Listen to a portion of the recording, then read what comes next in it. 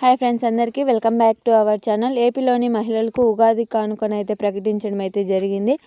ఉగాది కానుకగా అయితే అదిరిపోయే శుభవార్తనైతే తెలిపింది. మహిళలందరికీ ఉగాది కానుకగా ఉచిత బస్సు ప్రయాణం పథకాన్ని అమలు చేయబోతున్నారు.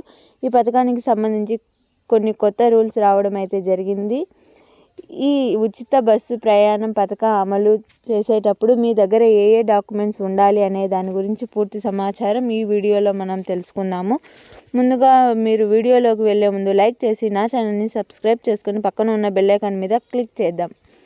వీడియోలోకి వెళ్దాం. ఏపీ మహిళలకు అదిరిపోయే శుభవార్తనైతే ప్రకటించడం అయితే జరిగింది మన సీఎం చంద్రబాబు నాయుడు గారు.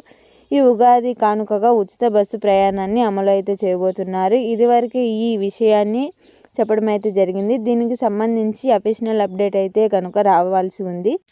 ఇది వరకు మనకు సంక్రాంతికి ప్రారంభిస్తామని చెప్పారు, మళ్ళీ ఇప్పుడు ఉగాదికి ప్రారంభిస్తామని చెప్పడం అయితే జరిగింది.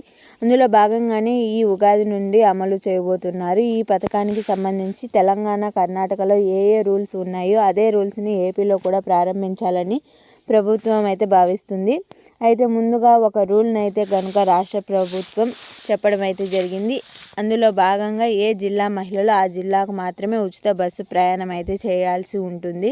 అయితే మొత్తం మనకు 26 జిల్లాలు ఉన్నాయి కనుక అందులో మీరు ఏ జిల్లా వాసులో ఆ జిల్లాలో మాత్రమే ఉచిత బస్సు ప్రయాణం అయితే చేస్తారు.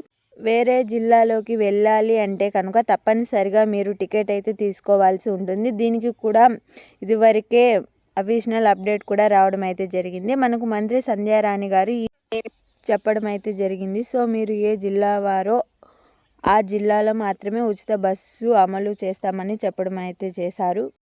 రాష్ట్రంలో ఉచిత బస్సు ప్రయాణం చేసే వెసులుబాటు అయితే ఉండదు. కేవలం జిల్లాకు మాత్రమే ఉచిత బస్సు ప్రయాణం చేయవచ్చు అన్నమాట.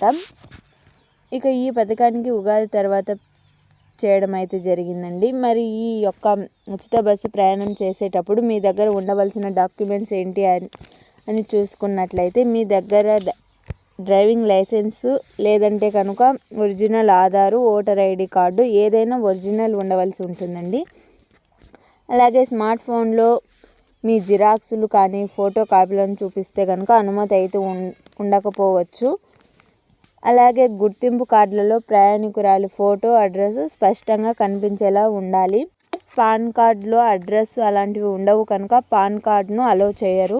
సో ఈ విధంగా కనుక విధి విధానాలను సిద్ధం చేయడం అయితే జరిగిందండి ప్రభుత్వం. ఉగాది తర్వాత నుండి పథకాన్ని అమలు చేయబోతున్నారు.